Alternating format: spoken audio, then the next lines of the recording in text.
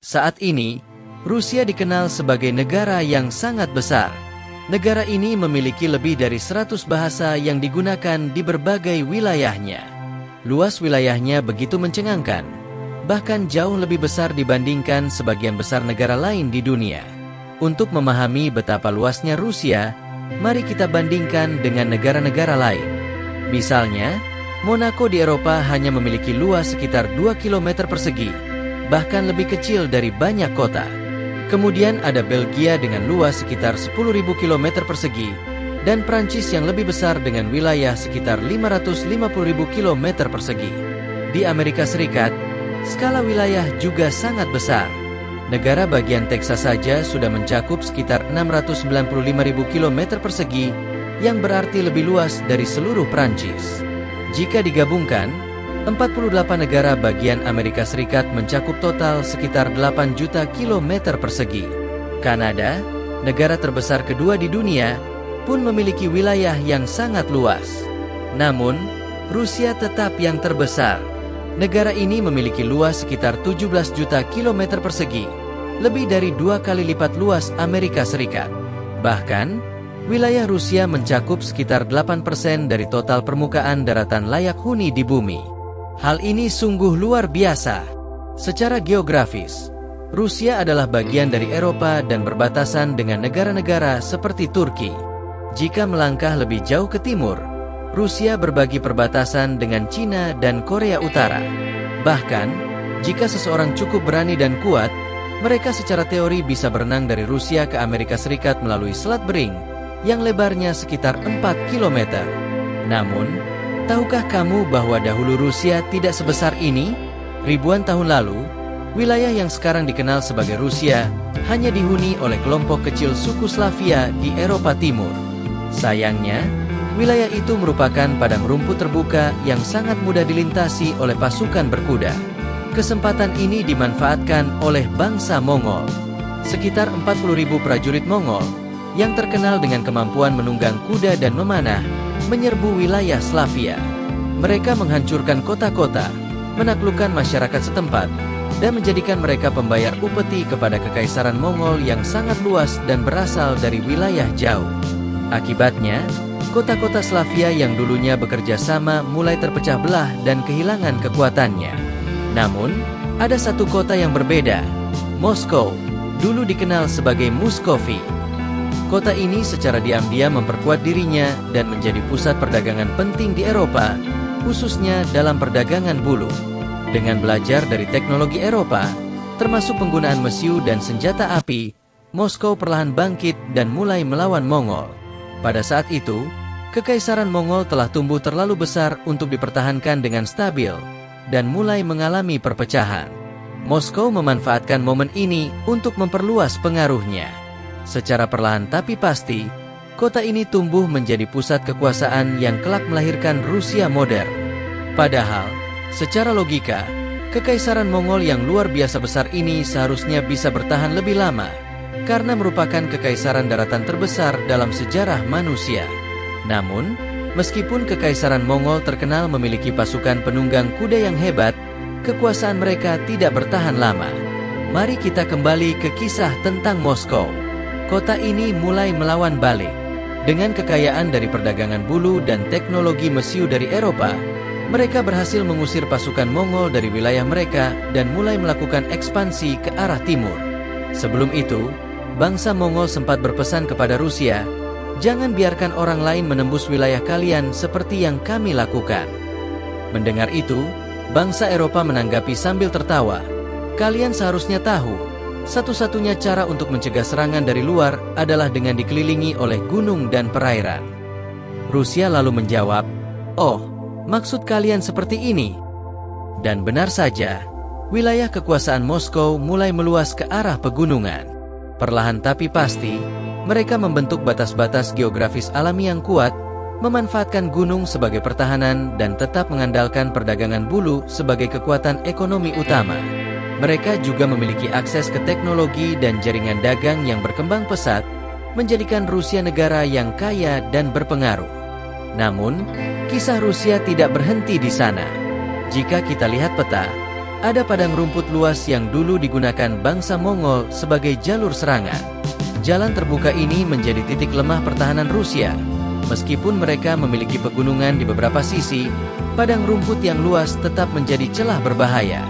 Pada pertengahan tahun 1500-an, Rusia kembali menaklukkan wilayah-wilayah Mongol dan terus memperluas daerah kekuasaannya ke arah timur, masih mengandalkan hasil dari perdagangan bulu.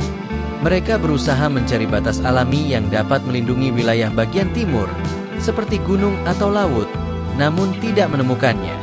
Hingga akhirnya, seorang penguasa yang terkenal kejam naik tahta, namanya bahkan mengandung kata mengerikan.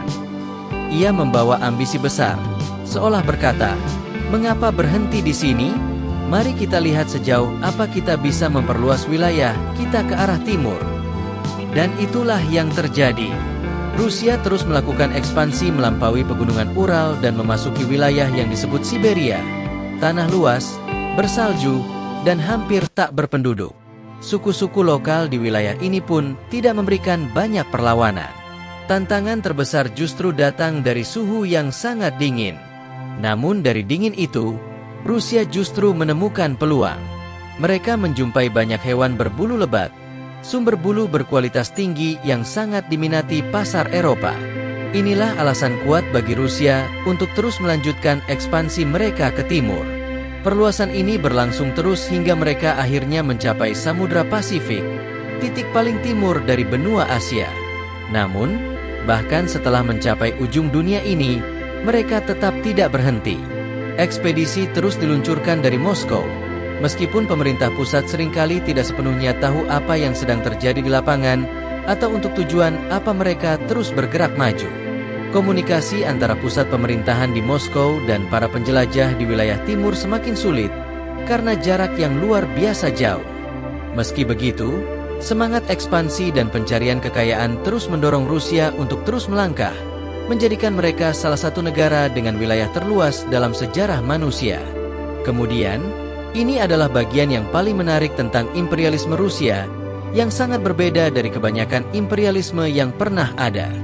Ketika Rusia menemukan suku, masyarakat, atau budaya yang sangat jauh dari mereka, karena lokasi yang begitu terpencil dari rumah mereka, pertama-tama, mereka akan mencoba bernegosiasi dan meyakinkan masyarakat tersebut untuk bergabung dengan Kekaisaran Rusia. Jika masyarakat itu menolak, imperialisme pada umumnya akan melakukan penjelajahan paksa. Namun, banyak suku yang mereka temui justru tidak melawan. Mereka merasa bahwa menjadi bagian dari kerajaan yang sedang berkembang ini akan menjadi hal yang menguntungkan. Oleh karena itu, kerajaan ini tumbuh tanpa banyak konflik, dan dalam proses pengembangannya, banyak budaya tetap dapat mempertahankan identitas, bahasa, dan budaya mereka. Kini, Rusia dibagi menjadi 85 wilayah administratif, dan 22 diantaranya disebut republik, di mana mereka memiliki bahasa resmi tersendiri, legislatif mereka sendiri, dan pada dasarnya benar-benar berdiri sendiri serta terpisah dari Rusia, kecuali dalam urusan internasional. Layaknya 22 negara dalam suatu negara, dengan gaya uniknya masing-masing. Jadi, ya, inilah Rusia. Namun, ada juga versi lain dari Rusia, dan saya ingin menunjukkan beberapa di antaranya. Yang pertama, mari kita lihat Republik Saha. Lokasinya terletak jauh di bagian timur dan berukuran sangat besar, sekitar 3,1 juta kilometer persegi. Tempat ini berada di zona waktu 6 jam lebih cepat dari Moskow. Orang-orang di sini sama sekali tidak mirip dengan Putin. Nenek moyang mereka tidak berasal dari daerah Moskow, Rusia bagian barat, dan mereka berbicara dalam bahasa Turki Siberia Utara mereka sendiri. Ibu kota republik ini adalah Yakutsk, kota besar terdingin di dunia, dengan suhu rata-rata 8 derajat Celcius. Seluruh wilayah ini penuh dengan lubang-lubang raksasa seperti ini, dan di sanalah mereka mendapatkan berlian.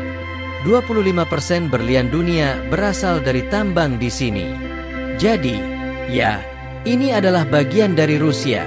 Perhentian berikutnya adalah Dagestan, yang berbatasan dengan negara Azerbaijan dan Georgia. Iklim di sini sangat berbeda dari sebelumnya, panas dan kering. Orang-orang di sini berbicara 13 bahasa resmi yang berbeda selain bahasa Rusia, ditambah banyak bahasa tidak resmi lainnya. 83% dari penduduk Dagestan beragama Islam.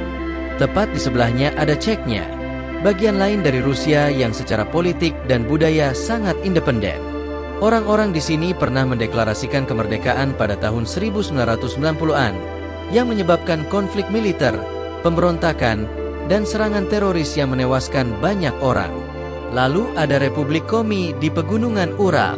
Keunikan dari republik ini adalah wilayahnya yang tidak diselimuti es seperti wilayah Moskow pada umumnya. Tempat ini terkenal karena keindahan alamnya yang luar biasa. Namun, pada masa Soviet, tempat ini juga menjadi lokasi gulag, penjara kerja paksa Rusia yang brutal, dan menjadi saksi banyak kejadian mengerikan. Ngomong-ngomong, di tempat ini juga terdapat formasi batuan unik yang sangat indah. Namun, orang-orang dilarang memanjatnya karena legenda setempat menyatakan bahwa memanjatnya akan mendatangkan nasib buruk. Selanjutnya, ada Republik Kalmykia. Kamu hanya perlu melihat tempat ini dan masyarakatnya untuk tahu bahwa tempat ini sangat berbeda dari bayangan umum tentang Rusia. Namun, ya, ini juga Rusia. Rusia pernah bersikap brutal terhadap orang-orang di sini, berusaha menghapus budaya mereka. Tetapi mereka tetap bertahan.